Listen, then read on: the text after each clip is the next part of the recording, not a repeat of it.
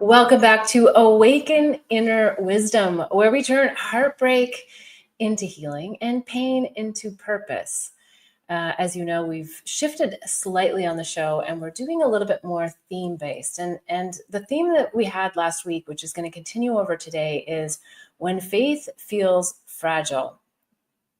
Because we're going to talk about that most important part of ourselves, which is our heart, whether it's blocked, broken, healing, or perhaps whole at the moment. There's juicy nuggets for all of us. And in fact, if you haven't already done the state of the heart assessment, you may want to discover which state is your heart actually in and receive the 5 tips to get you back to a whole heart. Even if you're in a whole heart, we know all too well that random things can happen, or maybe not so random, that help break our heart open in ways that oftentimes feel very painful, but offer us an opportunity to let more light come in, as long as we don't go and close our heart. So today's questions that have come in are oriented towards, when faith feels fragile, but it's also about navigating spiritual fatigue. So if you're on with me live, welcome. I'm so happy to have you here. I also have a live studio audience today, which I always love. And any of you that are watching on replay, you can always ask questions at bethbell.me/question. And I'll incorporate them into the show. And if you're here with me live, you'll get a little bit of priority and we'll plug you right into the discussion. Now, if you want to go deeper on any of these topics, we do have the Awaken Inner Wisdom membership, and I'll talk a little bit more about that later. I want to dive right in to today's topics. Okay, the first question. I feel like I've been doing all the inner work and spiritual practices, but I'm still stuck. What gives? Actually, I don't think you're stuck. I think a lot of us are feeling this way. We're hitting certain ceilings, if you will. We're hitting a certain point where, let me take it back. Perhaps if you're watching the show, I know you're on your awakening journey, and I know probably lots of interesting, mysterious things have happened to you. And in the beginning, I found that a lot of the manifestation tools and all of the magic, it felt so easy. It was just like, wow, everything's in flow, like this is happening, and then there'd be the bumps, and then I would come back and I'd have to do the deeper inner work, and then things would be back in flow. And now I feel like what's happening collectively is that it's not just our shit that's coming up, of course. I mean, it's always this way, but I think now more than ever, there's sort of this collective concept that's coming forward, that the deeper underbelly has been coming up for several years now. And it's pushing all of us on this awakening ascension journey to go, not only deeper into our own stuff, but to go deeper into some of the collective that we are part of. So sometimes that's cultural beliefs, sometimes that's ancestral beliefs. And we're asked to really feel into some of the nuances that we don't have in our conscious mind. So meaning there's perhaps, I'll use the word stuck, but stuck in our subconscious mind. But you're exactly where you need to be. So in a sense, you're not really stuck. You're just at another precipice, like another plateau, if you will, like where you go, okay, I want to take that next class. I want to go and get my master's. I want to go for the bigger lessons. I want to get even more insights, because when we start unraveling our minds and we start breaking down the illusions and the concepts, we start to recognize that there is so much more available to us. In fact, I have to mention this because yesterday we had family constellation sessions here in my home. And it's always such an incredible reminder to me, not only that we're all connected, but that there is so much happening in the field. In family constellation, we call it the knowing field. It's a field beyond our conscious mind. And it has to do with very specifically our family. But it can be to release any type of emotion, past trauma, things that aren't even ours in this lifetime, but that got passed along to us. Ideas of shame, guilt, lots of different emotions that then we hold, because as small children, we've talked about this many times, but as small children, we take on oftentimes some of the trauma and the emotions of our parents. And so when we do that, we're spending our whole life trying to sort of undo that so we can get back to that wholeness, that whole heart that we feel, that allows us to just actually feel within our bodies and cry when we're upset, be happy when we're happy. And a lot of times that happiness is even something that gets stifled because we're taught to not be happy. We're taught to suppress, like, don't count your chickens before they're hatched, like all these different ideas that are oftentimes said to us with good meaning, but they actually suppress who we are as a spirit and a soul, and make us think that there's a different way that we need to act other than just simply being ourself. So back to the question, you've been doing all the inner work and spiritual practices, and there's so much more. Like, it's never ending. And I don't say that to disappoint or to make it feel like, oh gosh, like this is never going to happen. It's just that it's part of the journey. So I think what's coming forward here is that it is more about reframing the lens of your journey and seeing it as fun, seeing it as a way to experience yourself here as a human in this body, in this lifetime, in the present moment, and not getting too caught up in the spiritual work. Meaning, every day you are having a spiritual experience. You are a being, you're a human being. And staying in that being state and staying in that moment to moment state, I think, is where you're really going to find the juicy nuggets and the lessons. And sometimes when we focus too much on where we want to be, that makes us feel a little bit wobbly about what we actually already have and what we've come back to, what we've come back to knowing about who we really are, what we've come back to remembering, because that's what this is a process of remembering our innate true self that always lies within and is oftentimes, in many cases, screaming, saying, hey, I've got this message. And unfortunately, we oftentimes get distracted by the concepts of the mind. And so that's what we're here to do, is to just really reawaken that inner wisdom, but not be too hard on ourselves. Because I think on the spiritual journey, when you really get into it, we get really serious about it. I'm speaking for myself. And sometimes we miss some of the most precious moments of just having fun. In fact, another example comes forward. There was 3 constellations that we did yesterday. One was around wealth and abundance, and it was a group constellation. And some of the things that were happening energetically in there that were being represented by each person. So each person represented something different. One person was an obstacle, one person was an opportunity, one person was wealth itself, one person, there was all these different ones.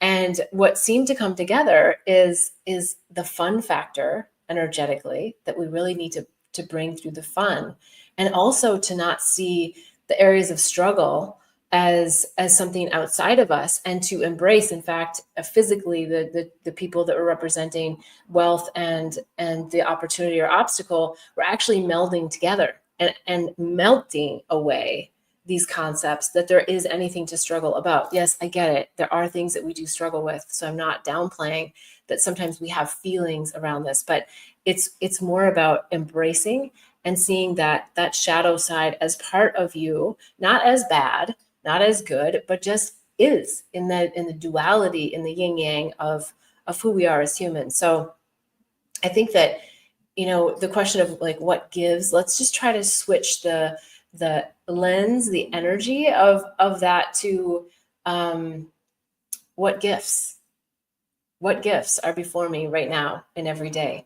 And I think that you'll start to just feel a little bit vibrationally different, and just know that every moment is a spiritual experience. Every moment you are elevating yourself, even when you dip down, even when you get into a situation where someone's pulled you into maybe a lower vibrational field because of an idea, a concept, an argument, that all of that is still practice for getting yourself back to that blissfully neutral state.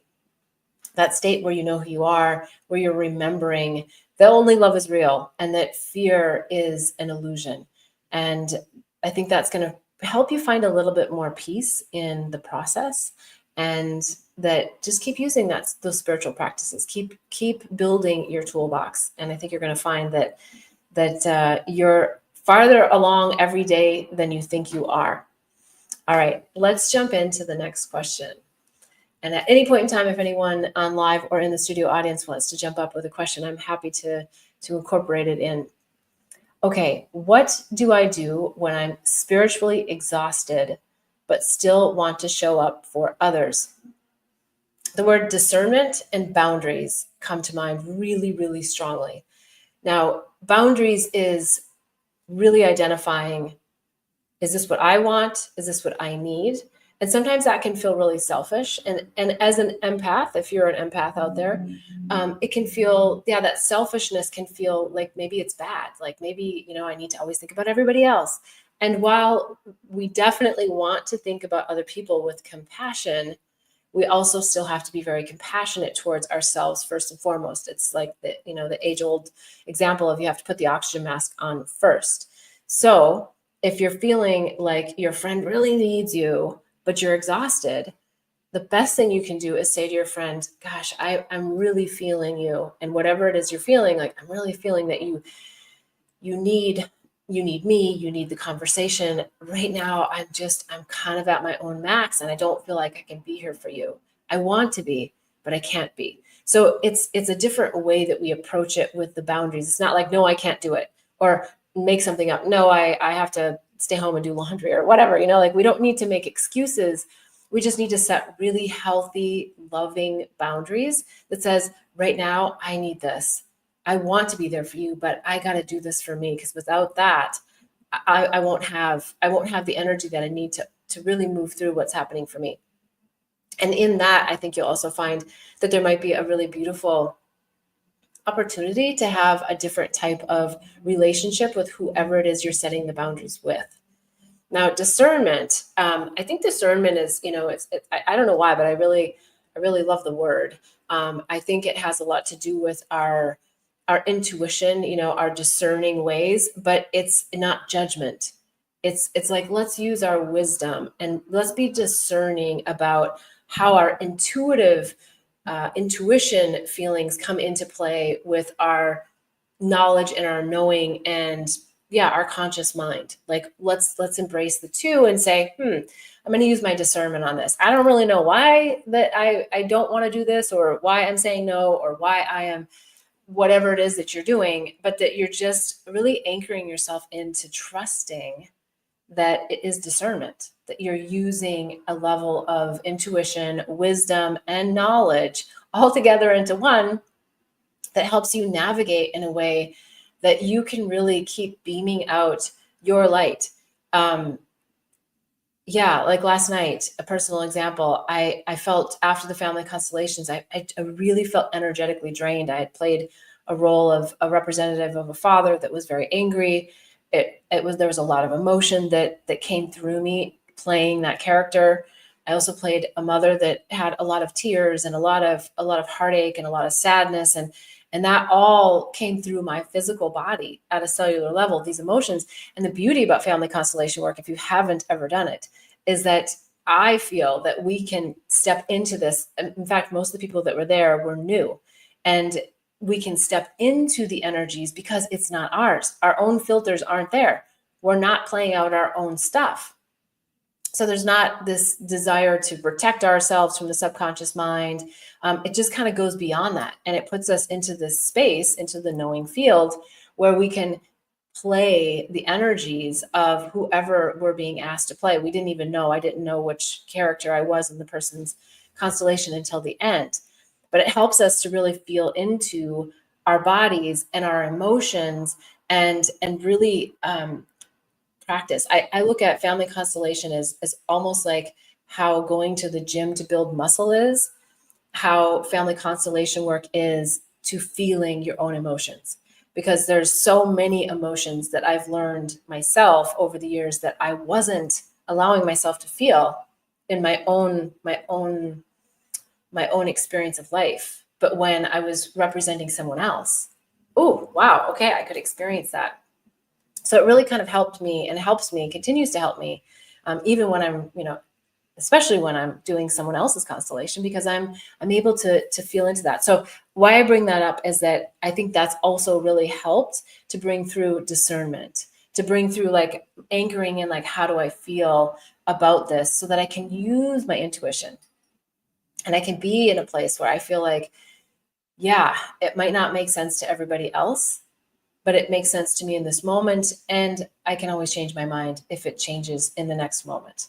And sometimes that can be difficult for others as well. But if we're really anchoring in to how we're feeling and we can express that, I think that we'll find that our relationships can get even deeper and more anchored into expressing how we feel when we can also feel heard, and we can have an exchange that's calm and considerate, and yeah, and just allows us to really express in this moment right now, where am I and where's my discernment, where are my boundaries. And I think that's also going to be something that will really help you, because you said that you're spiritually exhausted but still want to show up for others, so you're doing the work. So the example I was working on is that after all of this work yesterday in family constellation work, I still was eager to go out. I was still eager to participate in social activities, but I was just hitting a wall energetically, and I had to just really come back to, I'm not going to go to the next place, because the next place, it sounds fun and dancing would be great, but I just know for myself that I just need to get that rest. I just need to get the physical rest. And I slept really hard. I did wake up in the night, but I allowed my body to sleep in later than I would normally sleep in. And so it's really just anchoring in, letting the emotions flow through, and welcoming these emotions, even when they're not ours, and maybe even especially when they're not ours, because we can actually release them sometimes a little bit faster. Not that fast has to be good, but fast can be helpful, because then we're not sort of stuck in that particular emotion for too long. We're able to feel it and move through it. All right, so let's keep moving along here. There's a whole host of questions. Can I take a break from doing the work without falling behind on my growth? Now, this is something in the spiritual community, I feel a lot of times we get really serious about. And I feel like this already came forward in one of the previous questions, in that we're exactly where we need to be at all times. And sometimes, there's this tendency to look at others and be like, oh, they have it all together, or they seem to be so much more ascended, or they're so much brighter, or they're so much happier, or they're here, or whatever it is that the mind wants to conjure up to do this comparison. That's where I would say, just note, oh gosh, I'm doing the comparison thing. Your soul deep within is never going to compare yourself to someone else. Your soul is going to love you for exactly where you are in that moment. And that truly is the practice, is loving exactly where you are in the moment right now. And when we do that, we know that we can also attract so much more into our life. So much more comes in when we don't have the resistance to where we're at. And so spiritually, I think the word comparison came forward, because otherwise you don't know short unless you know tall, right? We don't know fat unless we know thin. Like there's this, and that is the duality. And that's what's helping us to have the experiences to see things from different perspectives. But when we do it from a place of comparison, then we start to lower our vibration, and we get into the mind as opposed to loving ourselves. So what's coming is that if there's ever a thought that feels like, oh, this is moving a little bit into comparison, that you go right back to self-love. I'm going to go right back to, what do I love about myself right now? And it can be very simple. It can be that I have a healthy breath that I can breathe. It can be the basics. It doesn't always have to be something complicated. It can be that, hey, I have the ability to go for a long walk. It could be, hey, I have a friend I can call. So sometimes I think we get it really overcomplicated, and it doesn't need to be. We just need to really anchor in to our own self-love and what we have right now, as opposed to what we think we should have. And I'm guilty of this just as much as anybody. So I think anchoring in will be really helpful for you when you're, because you're saying, can I take a break from doing the work without falling behind? And I do think that it's important, in a sense, to take a break, but it's to take a break from the mind. And that's where the comparison came in. Take a break from trying to figure out where you fit in this world, and just be who you are in this world, and love where you're at in this world right now. And that's really the message that's coming through. And so simple, yet can be so complicated, and a challenge to actually feel the feelings associated with that. And when you can't, that's okay too. Because when you can't feel the feelings of just loving yourself, then I would say journal. I would say meditate. I would say do whatever you can to either, I see journaling as somewhat of a distraction of the mind, but it also allows the mind to be heard, and it allows the soul to express. Meditation, for me, oftentimes is a very different experience, where it's actually an opportunity to quiet the mind and to quiet the thoughts and to not get the hits and the downloads. I know a lot of times, and even myself at times, I'm like, oh my gosh, meditation was so great, I got all these ideas. Well, it's really not about getting all the great ideas as much as it is just allowing what is to be, and to just be anchored into that expansiveness of nothingness that is everything all at once. So, and there was a movie about that. I didn't get through the whole thing, but everyone says that it's really good. So yeah, it's really getting into that place where you're not judging yourself, not comparing yourself, about, taking a break, doing the work. The work is happening every day. And so if you need to take a break, I would say just be in life. That's the break, is just be who you really are in that moment. All right, let's keep going along here. We've got a quiet audience today. Okay. Next question. How do I navigate living in a community where I feel there is not many people who share my views? Now, I'm assuming when you say living in a community that you mean like a town or something, not that you're in a compound community kind of thing. So I think this is very common, that we wake up and we're living in our normal, well, whatever normal is, our normal life. And then we realize, wow, there's so much more here. There's so much more that I want to explore.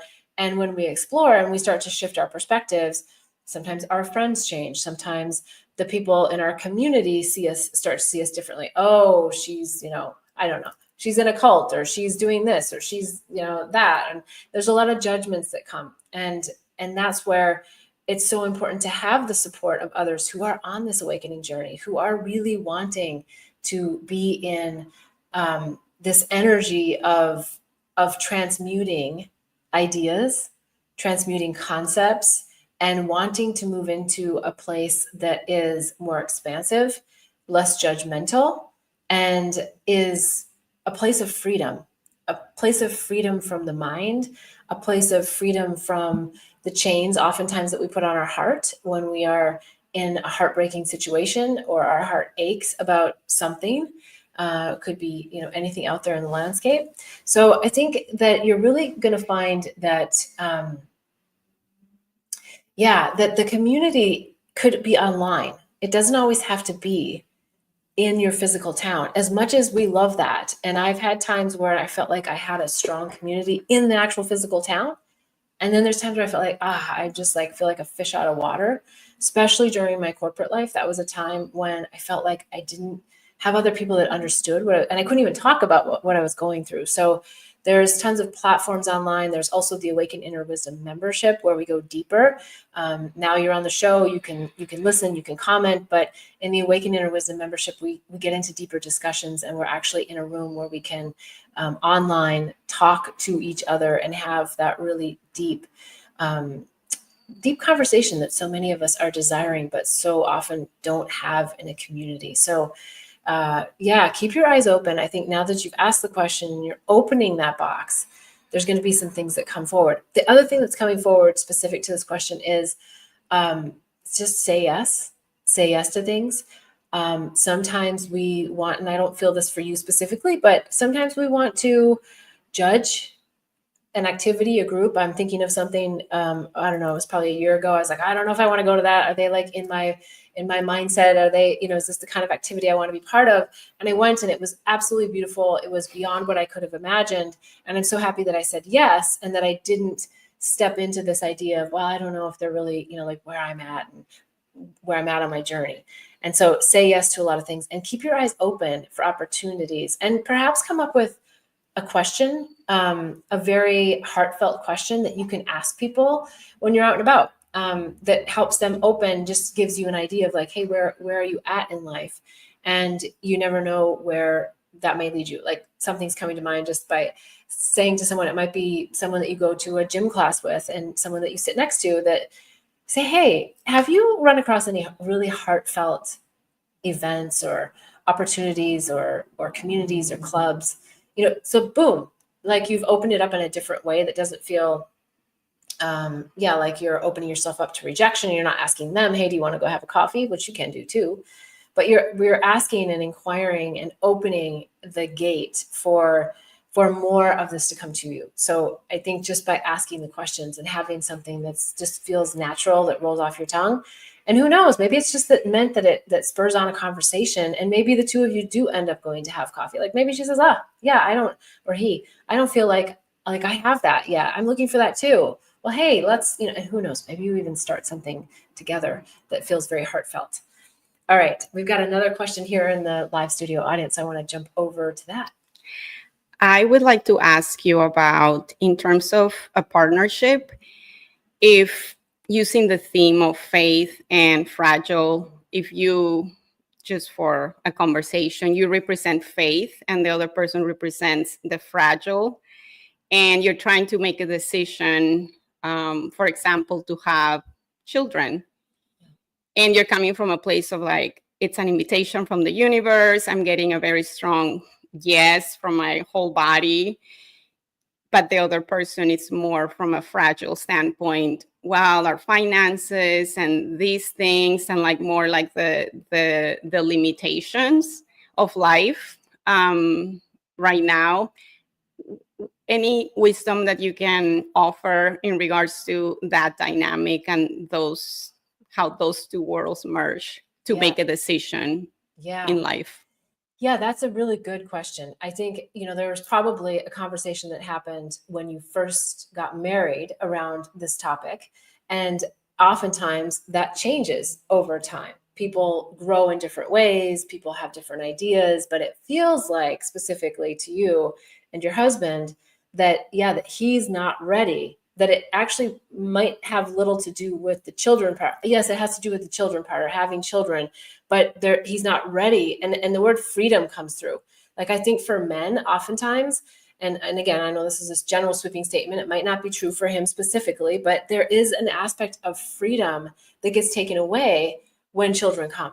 And there's also an aspect of losing, in the minds of some men, losing their wife, losing their life in the way that they know it. So yes, it could very well be like just the nuts and bolts of like finances. And, men oftentimes like to have all the solutions. They want to have everything solved so that they can feel in control and they can feel like the provider and they can feel like the masculine. So none of these things have to be bad. They're just kind of sometimes are part of the program. And it feels like that there's this freedom component that he may be struggling with, that if you come in with your beautiful faith and your beautiful heart and just try to get deeper into the core, which may mean that you approach this having nothing to do with the world, with the word children. Maybe you come into this and you're asking questions that are very heartfelt about the state of his heart, his capacity, his struggles in life right now, the opportunities that he sees, the visions that he has, and so that it stays out of a hot topic, perhaps, and that it goes kind of to this elevated place of, honey, I just want to know more about you. Like, I know you, we've been married, we've talked a lot, but I just want to know, like we've been through so many things already, I'm guessing, I don't know. And I just feel like some of them we've navigated just like unbelievably. Others have been super bumpy, like don't want to repeat those. And some of them are still wobbly. And I feel like I want to have this like deeper connection with you. And I feel like there's something more I want to know about you. So you're kind of like stepping into it in a different way. And I don't mean that it's all calculated. No, I know that you'll still speak from your heart, but it's like wanting to get the nuances of what might be underneath the resistance to the children, because it does feel very much like about freedom and fear of change. Like, I don't know how this is going to change my life, and I don't know that it's just financially. Like, that's an obvious one, I think, for anyone. But I feel your energy, and you're like, yeah, we'll figure it out. Yeah, the universe will provide. Like, we mean, like, yeah, we can have a plan, but we don't need to have every T crossed and every I dotted.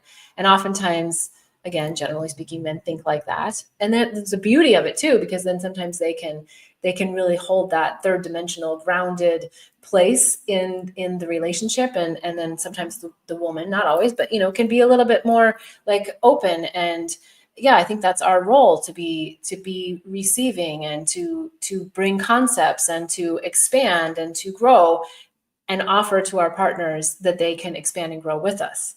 And so there might be something there that, because we know when women have children, like, our attention changes.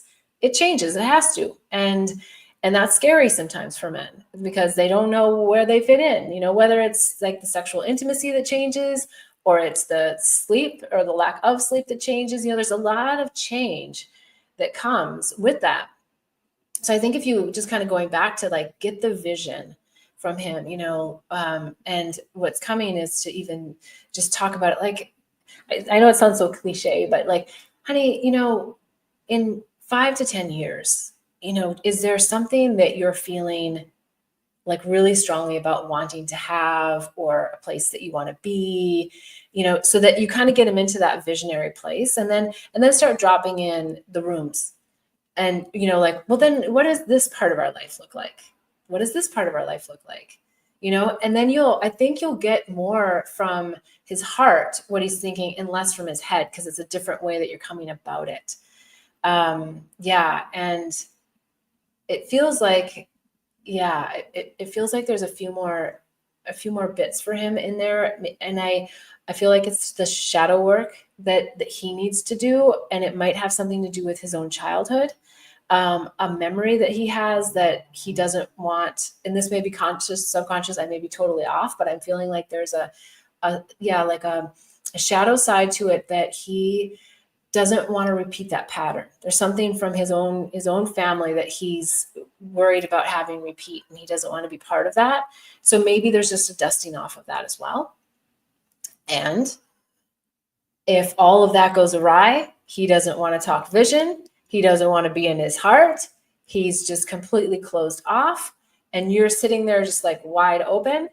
Then maybe things take a little bit different, approach. Right? I'm not saying give up. I'm not saying, take off. I'm not saying any of that. I'm just saying that then you're okay. I know where he's at. And then maybe the work is a little bit different. And of course, we're only here to heal ourselves. We're not here to heal our spouses or our partners, but we do offer them some really incredible love and light and new perspectives and ways of thinking, as they offer us that. But I think, again, generally speaking, as the feminine, often represented in a woman's body, we have this ability to really bring men to the next level when it comes to their spirituality, when it comes to their heart space, because they love us and they want to do things for that love. And if we do it from there, then I think you're going to get a lot more traction than, if we do it from the mind, which is what we get taught to communicate with, because that's the words. That's how we do it. Does that resonate? Is there something more on that? I think I have a lot to reflect on, and I love the visuals of me having to step back just to have a bigger view of the situation and just all these different components or factors that are very real to him and to making this big decision. So yeah, everything you said is gold. Thank you. Yeah, thank you. Mm-hmm. I love that question. And I know so many other people are probably struggling with that right now. Not even struggling, but just questioning that, just asking that question, opening that up. So thank you. Thank you. Yeah. Okay. So let's go on to the next question here. Am I striving for spiritual perfection instead of allowing myself to be fully human? If you're asking the question, chances are that's probably truth speaking to you, because you're asking that. I know for myself, oftentimes when I'm asking myself a question, I'm like, okay, well, that's probably the case. So I think spiritual perfection is not possible for anyone because we are already perfect and whole just as we are. So it's a concept that there is some kind of spiritual perfection to achieve. And yes, while many of us might like to be, as solid as the Dalai Lama or Buddha or Krishna or any of the real enlightened masters, that's not our role a lot of times in a lifetime. If it is your role in a lifetime, you will achieve it. It will happen. It will unfold in that way. But our imperfections are perceived imperfections, our perceived stumbles are often what connect us to others and inspire others and ourselves to keep moving on, that we're having this human experience. And I'm also very judgmental of myself. And so I know that feeling. And I would say that it comes back to recognizing, when am I judging myself about this word perfection? Because we all know that we don't have to be perfect. In fact, the more we strive to be perfect, the harder our life actually is on ourselves and others, because we're striving for something that's not necessary. Yes, we can like things a certain way. Yes, we can have preferences. Yes, we can have all those things. But when they get to a place of having to be in a certain way all the time, that level of perfection is not a healthy place to be, because it's control. It's control of ourselves. It's control of others. It's an energy that is unnecessary, because freedom and fun in life are what actually bring the energy to our physical bodies, to our mind, to our life. I mean, who doesn't like to watch the person who's having fun on the dance floor versus the person who's sitting over a table, quietly drinking, glass after glass, and sort of getting into this negative space. So I think if we think about it like that, like, how can I just keep having everything be fun? Well, not everything, but you know what I'm saying? Like, how do I, when I'm in that judgmental place, or when I'm in that perfection place, whether it's spiritually or about everyday things, how do I unravel that? How do I just acknowledge that, hey, maybe that's not necessary. Maybe, the way that something happens doesn't need to be controlled, or doesn't need to be a certain way, because that just has a very confining energy. It's not expressive. It's not a happy energy. It's a energy. And that energy is very difficult for individuals to continue to have. And it's very difficult for other individuals to live with. So let's just get rid of the idea of spiritual perfection as a whole, and just know that we are already perfect and whole, and that we are just remembering ourselves back to the perfection that lies within, that inner wisdom that's always there. It's always within us. It's always available to us. We just have to quiet our minds long enough to hear. And that's where, for me, the flowers have come in to be such a magnificent master teacher, because I started, as many of you know, I started as a flower photographer and did observational flower photography.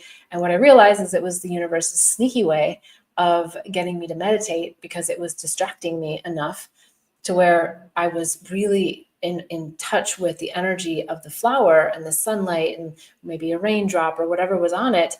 And the beauty of it and the color of it and the scent of it was all mesmerizing and allowing me to quiet my mind, so that I could then, I can be in touch with, my higher self, which is still me, my inner wisdom, which is always there. And it allowed me to have an experience that really, and still does to this day, transcend the mind, transcend the ideas about myself and others that feel so sticky.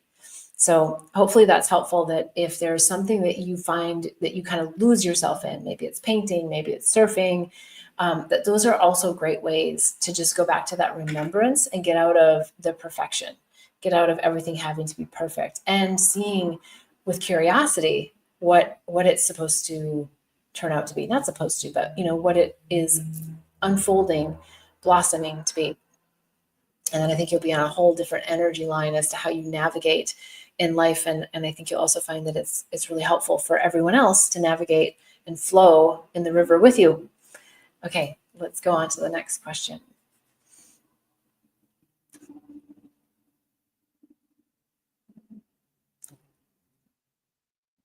Okay, so there's a couple of, I know we're kind of down to the wire, so I want to see which ones are the best here for us to cover.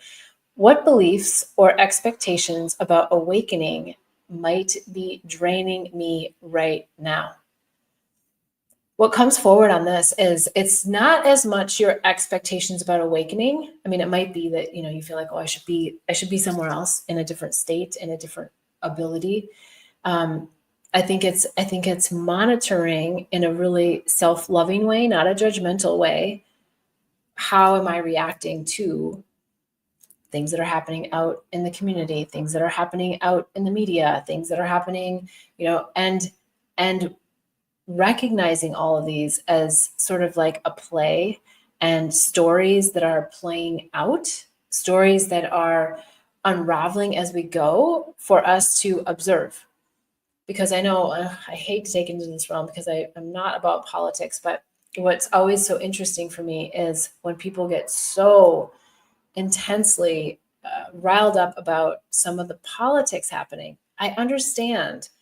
But at the end of the day, the particular people you don't know, you've never met, and there's nothing that personally, as you sit there, can actually do about it. Yes, you can do something about it in your community. Yes, you can do something about it with others, but you can't do something about it with that particular person. So it feels like, there's an opportunity for the awakening of everyone right now to be in a more loving place and seeing where they fit with their gifts and their light and their love right here, right now in the community that they're in, not worrying about what's happening in the media or not allowing it to take your light, not allowing it to create such frustration, not allowing it to take you into a space that's not helpful.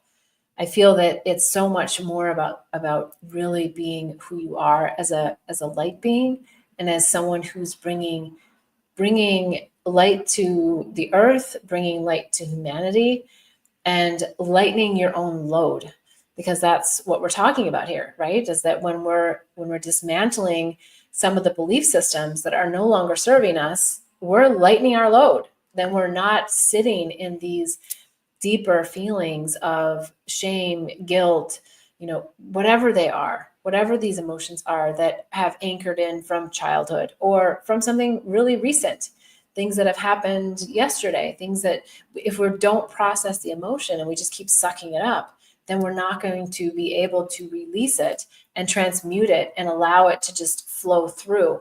And that's how we get back to a blissfully neutral state, is being able to express it and to feel it and to let it go. And we're not taught that. We're not taught that at a young age, how to feel something, express it, and let it go. And so I think right now that we are all being given this opportunity for the awakening that is either draining you if you fall into the vibration of it, or in a sense, almost energizing you because you want to rise above it. And even like the concept of the underdog kind of comes to mind. Like it can feel like there's so much heavy energy. It's like, well, how do I not dip into that? And so what I'm suggesting is that you can dip into it. You can feel it. You can express it. But then you come out the other side and you say, okay, but I'm going to do something differently other than go talk to somebody else about it. There's a fine line here between expressing something and just repeating the story, right? So if you're just going out and talking to someone else and someone else that agrees with you or doesn't agree with you, whatever, then that can be the really draining part.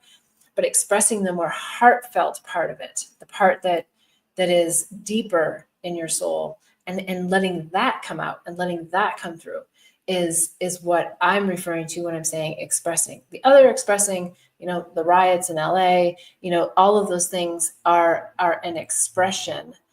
And if there was practice for everyone, whether you're in the riots, out of the riots, don't know about the riots, whatever, that you could practice feeling the emotion, right when the tea pot goes on the oven, on the stovetop, versus waiting until it's boiling and it's whistling.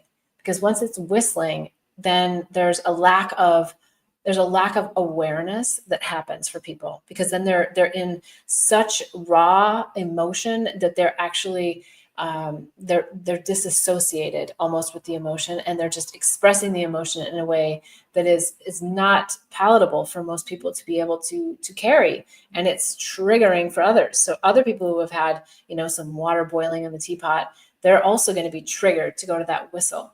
And so I think as a light bearer here, that awakening, part that you're asking about being draining is about stepping through it and showing another way how we navigate with our emotions and our ability to feel it, and going back to the discernment of knowing when and where and how to sort of discern and navigate. And sometimes, honestly, it's removing yourself from a situation, because I also know that as empaths, a lot of times we want to stay and try to change or maneuver or shift the energies. And sometimes leaving is the best thing you can do.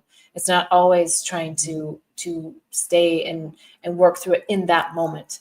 It may mean that you have to just remove yourself and let other people process their own emotions in their own way. They may be at a different place than where you're at. Okay, I think we've got time. Ooh, let's just do one more really quick. Is my soul asking me to rest, not retreat? Okay, I'm not sure exactly where you're coming from on that, but is my soul asking me to rest, not retreat? I think your soul is always asking you to rest in the knowingness that you are exactly where you need to be at the right time, at the right place, and that there is no right and wrong to it, that there's the knowingness, the depth within you, the awakening of your own inner wisdom that helps you to really see, where am I at with this and where do I want to go next? So it's always making that next decision, making that next move, that next intuitive risk, that next, here's what my gut feels, and clearing out whatever needs to clear out to get back to that gut feeling. Because oftentimes we lose that and we lose the clarity because we're too much in the mind and we're too much in the stories. All right, I think that's a great note to end on. If you want to go deeper in any of these topics, please apply for the Awaken Inner Wisdom membership, because we're going to be starting that up again, and we're going to go into some deep discussion, and I think discussion that's going to help you feel in community and help you feel connected to others of a like mind, and work through some of the unraveling of the mind that oftentimes we don't get to do out there in the real world, because not everyone is where we are at in wanting and desiring to really expand and carry on in a different way, shine the light and show the way. All right. And if you haven't already taken the State of the Heart assessment, please go to bethbell.me and you'll get the 5 tips to healing back to wholeness. All right. Each week, I love having you here with me. Bethbell.me, there's lots of resources if you want to work one-on-one. There's also the Awakening and Healing Handbook. There's so many other resources. I would love to work with you on your awakening ascension journey. There's also monthly spiritual advising. So if you're interested in that, you can also apply. And so wishing you so much bliss until next week. Namaste.